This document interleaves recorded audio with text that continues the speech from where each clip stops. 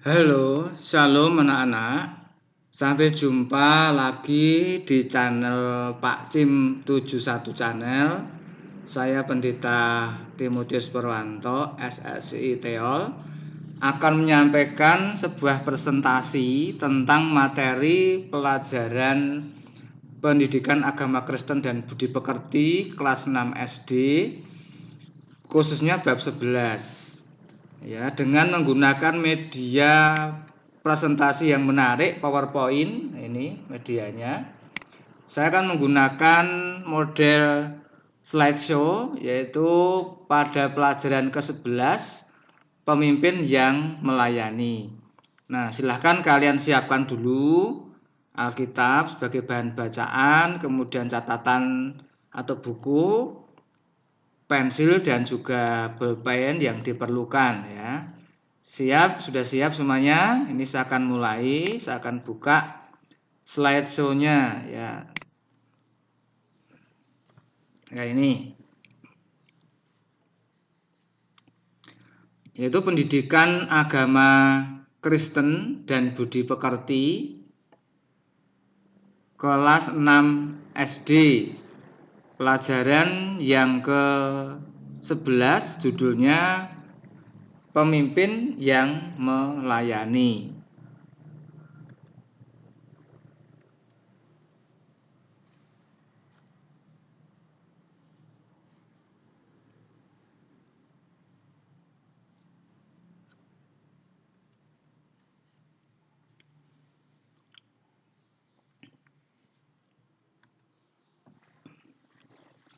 Sebagai bahan bacaan, silahkan kalian siapkan dari Injil Yohanes pasal 13 ayat 1 sampai 17, kemudian Lukas pasal 22 ayat 26.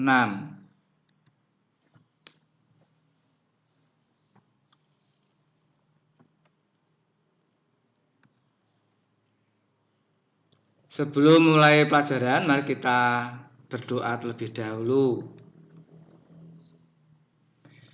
Ya Tuhan, Allah Bapa kami yang ada di surga, kami bersyukur kepadamu ya Tuhan, atas berkat pada hari ini. Bimbinglah kami ya Tuhan, agar kami memahami kehendak firman Tuhan. Terutama kami mampu meneladani Engkau, menjadi pelayan Tuhan yang setia. Hidup kami menjadi berkat bagi semua orang, sehingga nama Tuhan dipermuliakan. Mampukan kami pula meneladani-Mu sebagai pelayan kepada sesama. Di dalam nama Yesus kami berdoa. Amin.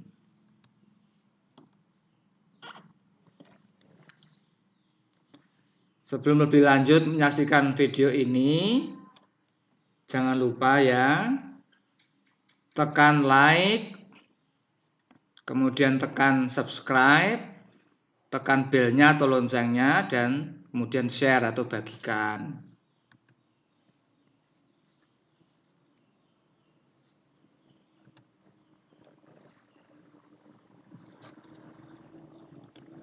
Penjabaran bab 11, pemimpin yang melayani adalah sebagai berikut. Pada bagian A akan dibahas pengantar. Pada bagian B mendalami cerita. Pada bagian C memahami arti pemimpin yang melayani. Kemudian pada bagian D pendalaman arti pemimpin yang melayani. Kemudian pada bagian E menghayati arti pemimpin yang melayani. Kemudian pada bagian terakhir atau F rangkuman.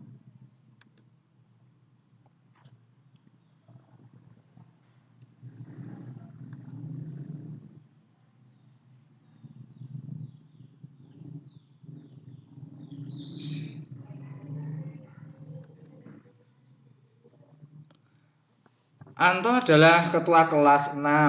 Setiap hari ia selalu datang paling awal. Ia harus bertanggung jawab terhadap kesiapan kelas sebelum pelajaran dimulai. Di kelas, Anto membuat jadwal petugas kebersihan. Setiap harinya ada 3 orang siswa yang bertugas. Tugas mereka adalah menyapu, membersihkan dan merapikan meja, serta mengelap kaca jendela. Setiap petugas harus datang lebih awal. Hari itu hari Rabu.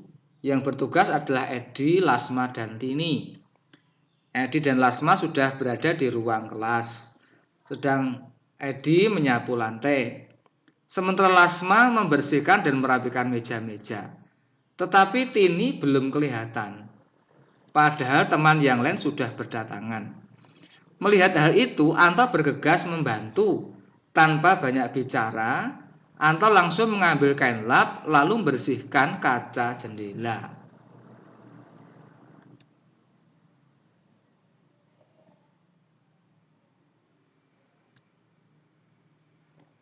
Kita lanjutkan cerita kita. Sebagai ketua kelas, Anto tidak hanya menonton teman yang bekerja. Ia ikut membantu, padahal hari itu bukan jadwalnya bertugas. Anto dapat saja menyuruh teman yang lain untuk membantu Edi dan Lasma. Anto dapat juga menggunakan kekuasaannya untuk memerintah temannya mengelap kaca jendela. Namun Anto tidak melakukan hal itu. Anto tidak menggunakan kedudukannya sebagai ketua kelas dengan seenaknya atau bersikap angkuh sebagai seorang pemimpin. Anto ingat nasihat ibunya bahwa menjadi pemimpin itu harus rendah hati, harus dapat memberi teladan kepada teman-temannya dan bukan memerintah dengan seenaknya. Sebelum bel sekolah berbunyi, kelas sudah bersih dan rapi. Anto berterima kasih kepada Edi dan Lasma yang sudah melakukan tugasnya dengan baik. Edi dan Lasma bangga dan senang memiliki ketua kelas seperti Anto. Ternyata Tini tidak masuk sekolah karena sakit. Anto telah menggantikan tugas Tini. Anto telah menjadi teladan sebagai pemimpin yang melayani. Ia telah menunjukkan sikap rendah hati dan bertanggung jawab.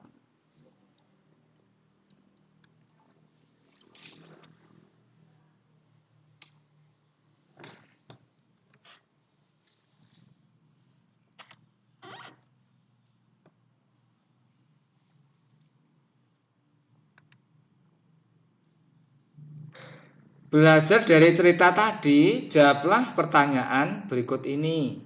1. Apa yang dilakukan Anto ketika tahu bahwa Tini belum datang untuk melaksanakan tugas kebersihan? 2. Jika kamu menjadi ketua kelas, bagaimana sikapmu ketika tahu bahwa tugas yang harus membersihkan kelas belum datang? Tindakan apa yang akan kamu lakukan? 3. Bagaimana seharusnya sikap seorang pemimpin?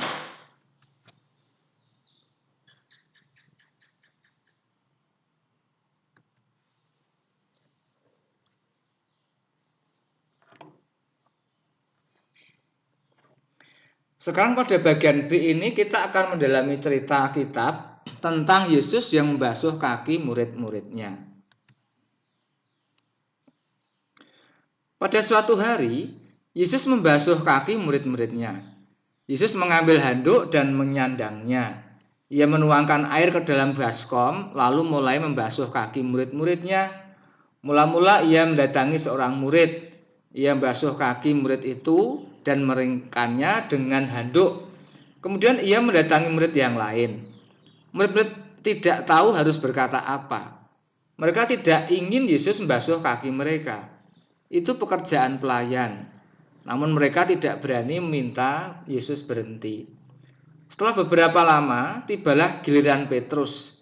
Petrus bertanya kepada Yesus, "Apakah engkau akan membasuh kakiku?" Jawab Yesus, "Engkau belum memahami hal ini sekarang. Suatu waktu, kelak engkau akan memahami apa yang kulakukan." Tetapi Petrus menarik kakinya, katanya, "Tidak, aku tidak akan pernah membiarkanmu membasuh kakiku." Yesus berkata, "Jika aku tidak membasuh kakimu, maka engkau bukan milikku."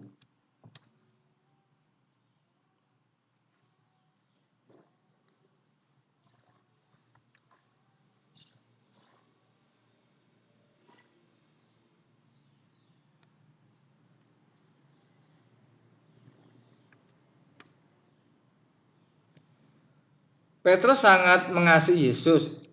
Ia ingin menjadi milik Yesus. Ia menginginkan hal itu lebih dari apapun. Jadi kata Petrus, "Oh, kalau begitu, basuhlah kakiku dan basuh juga tangan dan kepalaku." Kata Yesus, "Tidak, hanya kakimu yang perlu dibasuh sekarang." Lalu Yesus membasuh kaki Petrus dan semua muridnya yang lain. Murid-murid berpikir, mengapa Yesus melakukannya? Ia adalah guru kami, ia adalah Tuhan. Mengapa ia membasuh kaki kami? Kata Yesus kepada mereka, "Kamu menyebut aku guru dan Tuhan, itu baik. Aku guru dan Tuhanmu. Namun aku membasuh kakimu seperti seorang pelayan. Aku melakukannya untuk memperlihatkan kepadamu bagaimana kamu harus saling mengasihi dan melayani. Jikalau kita saling melayani, kita akan bersuka cita."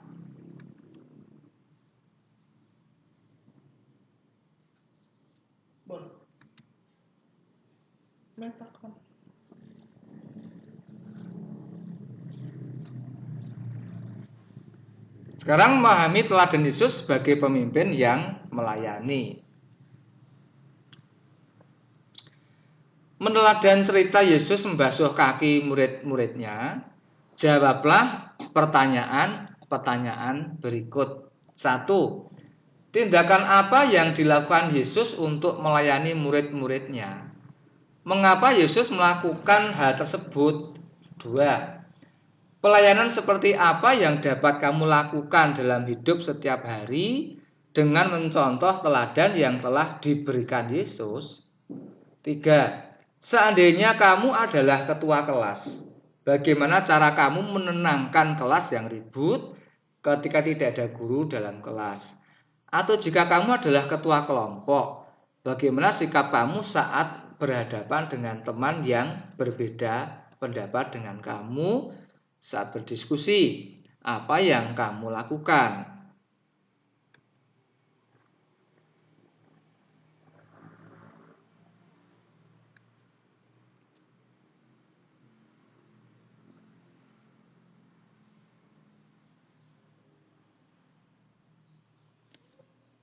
Sekarang pada bagian D, pendalaman materi, yaitu pemimpin yang melayani.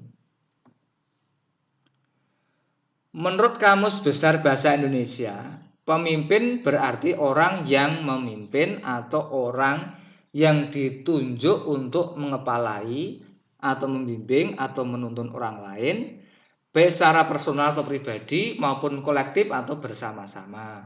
Artinya, pemimpin adalah orang yang ditunjuk untuk mengatur seseorang atau sekelompok orang. Sebagai seorang pemimpin, pastilah dia mempunyai kuasa untuk mengatur kelompok atau bawahannya. Ketua kelas mempunyai kuasa untuk mengatur kelasnya agar sesuai arahan Bapak Ibu guru. Jadi seorang pemimpin adalah seorang kepala yang mempunyai kuasa untuk membimbing dan menuntun bawahannya agar mencapai suatu tujuan.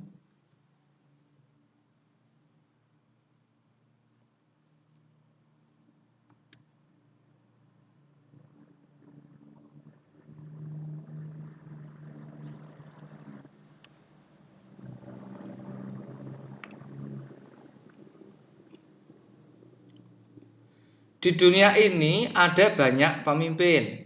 Misalnya pemimpin agama, yaitu orang yang memimpin sekelompok umat beragama dalam menjalankan kegiatan ibadah atau kegiatan keagamaan. Pemimpin agama Buddha adalah biksu untuk yang laki-laki dan biksuni untuk yang perempuan. Pemimpin agama Hindu adalah pedanda, pandita, dan sulinggih.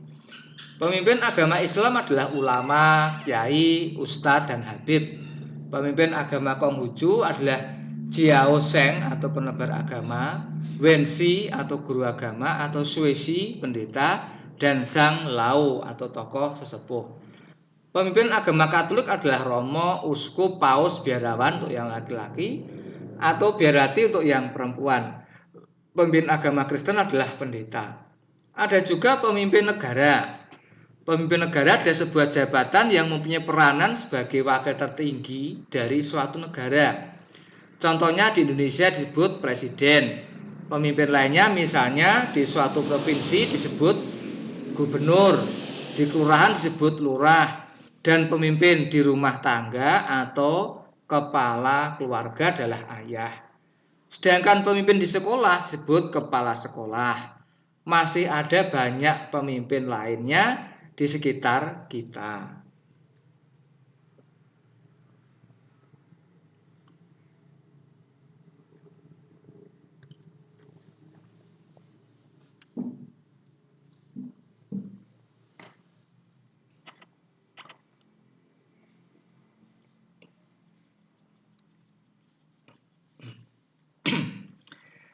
Sebagai seorang pemimpin sejati, Tuhan Yesus dalam pribadi yang penuh dengan kuasa. Ia dapat menyembuhkan orang sakit, ia dapat meredakan angin ribut, bahkan ia dapat membangkitkan orang mati. Sebagai pribadi yang penuh kuasa, Tuhan Yesus dapat melakukan apa saja. Ia dapat melakukan hal-hal yang dapat membuat orang tunduk dan melayani Dia. Namun ia tidak berbuat demikian. Ia tidak menggunakan kekuasaannya dan kekuatannya dengan sembarangan. Namun ia menggunakan kekuasaannya dengan rendah hati dan penuh tanggung jawab. Yesus adalah Tuhan. Dia adalah Raja di atas segala raja. Akan tetapi Yesus tidak pernah menggunakan kuasanya untuk mencari kesenangannya sendiri. Walaupun mempunyai kuasa dan kekuatan yang besar, Yesus menggunakan kuasa dan kekuatannya untuk melayani. Mengapa demikian? Karena Yesus adalah pemimpin yang melayani. Pemimpin yang melayani adalah pemimpin yang memberi diri untuk orang lain.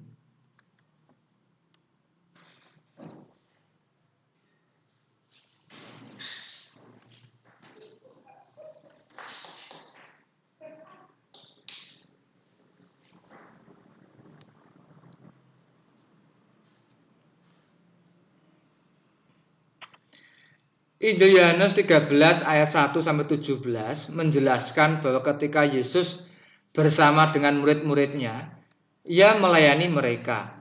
Bagaimana bentuk pelayanan Yesus pada murid-muridnya? Yesus melayani dengan cara membasuh kaki para murid. Yesus merendahkan diri dan berlaku sebagai seorang pelayan. Itulah cara Yesus menggunakan kedudukannya sebagai pemimpin. Ia tidak menggunakan kedudukan dan kekuasaannya untuk menekan orang lain, melainkan untuk melayani kepentingan mereka.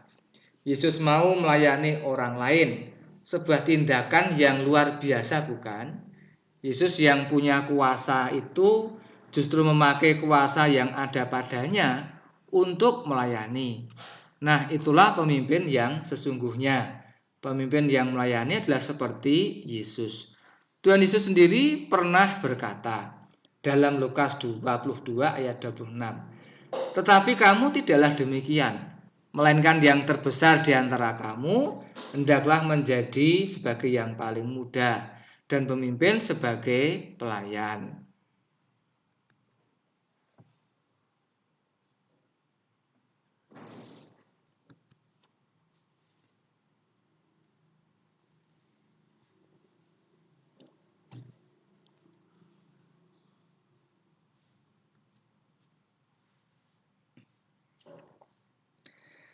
Dari cerita Yesus membasuh kaki murid-muridnya ini, kita melihat teladan yang telah diberikan oleh Yesus, yaitu kerendahan hati untuk melayani. Yesus menggunakan kedudukannya sebagai pemimpin untuk melayani orang lain. Maka kita sebagai murid Tuhan Yesus juga harus mau melayani seperti Yesus.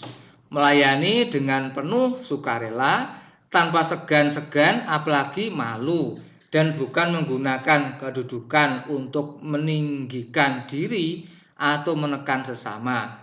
Dengan melayani, kita juga melatih diri kita untuk tidak sombong, tetapi rendah hati, tidak gengsi, dan menghargai orang lain yang lebih kecil atau lebih rendah dari kita. Sebagai murid Tuhan, kita dipanggil untuk melayani dengan penuh sukacita.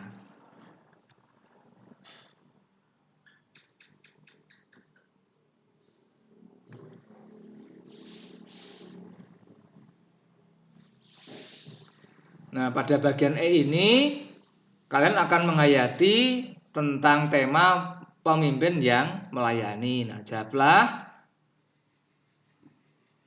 kerjakan tugas berikut ya. 1. Sebutkan paling sedikit 5 tokoh gereja atau tokoh masyarakat yang kamu tahu atau pernah kamu dengar namanya, yang memiliki sikap kepemimpinan yang melayani umat atau melayani masyarakat dengan rendah hati. Daftarkan perbuatan apa yang sudah dilakukan oleh tokoh tersebut dan teladan apa yang dapat kamu pelajari. 2. Buatlah sebuah tulisan atau karangan dengan judul "Jika Saya Menjadi Seorang Pemimpin" atau pemimpin yang melayani. 3. Buatlah sebuah doa yang berisi permohonan agar kamu dapat menjadi seorang pemimpin yang melayani dengan rendah hati dan takut akan Tuhan.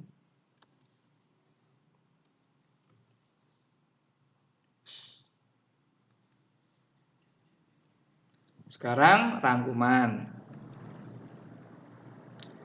Yesus telah memberi teladan sebagai seorang pemimpin yang melayani.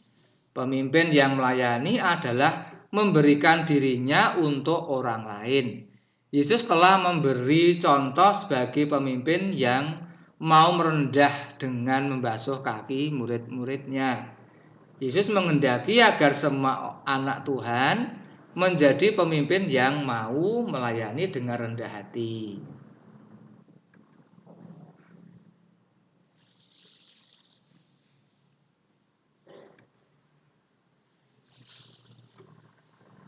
Nah, demikian dulu pada bagian penutup ini. Kita sampai jumpa nanti pada pelajaran, pada materi atau kesempatan di video berikutnya.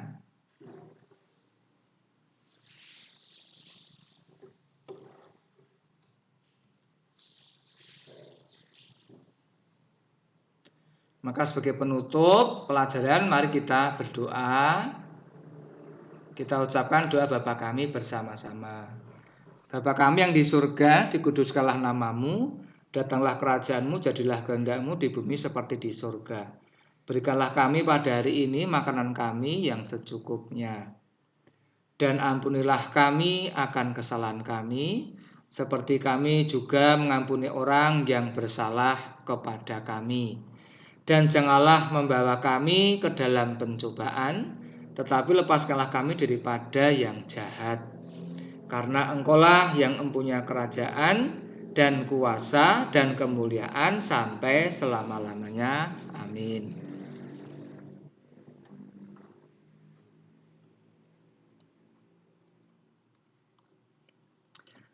Sekarang menghayati terus atau mengingat terus warisan ajaran gereja atau warisan iman dari gereja-gereja pendahulu kita.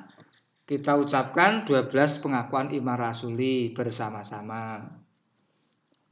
1. Aku percaya kepada Allah Bapa yang Maha Kuasa, Khalik langit dan bumi. 2. Dan kepada Yesus Kristus, anaknya yang tunggal, Tuhan kita. 3. Yang dikandung daripada Roh Kudus, lahir dari anak darah Maria. 4. Yang menderita sengsara di bawah pemerintahan Pontius Pilatus, disalibkan, mati dan dikuburkan, turun ke dalam kerajaan maut. 5. Pada hari ketiga bangkit pula dari antara orang mati. 6. Naik ke surga, duduk di sebelah kanan Allah Bapa yang Maha Kuasa. 7. Dan akan datang dari sana untuk menghakimi orang yang hidup dan yang mati. 8. Aku percaya kepada Roh Kudus.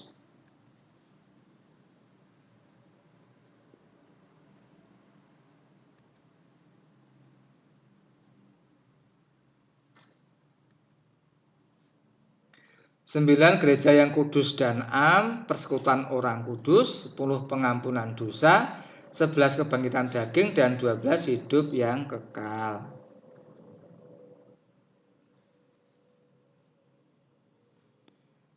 Nah, sekali lagi, melihat video saya jangan lupa tekan like-nya, kemudian tekan subscribe, tekan loncengnya atau belnya, dan kemudian share atau bagikan.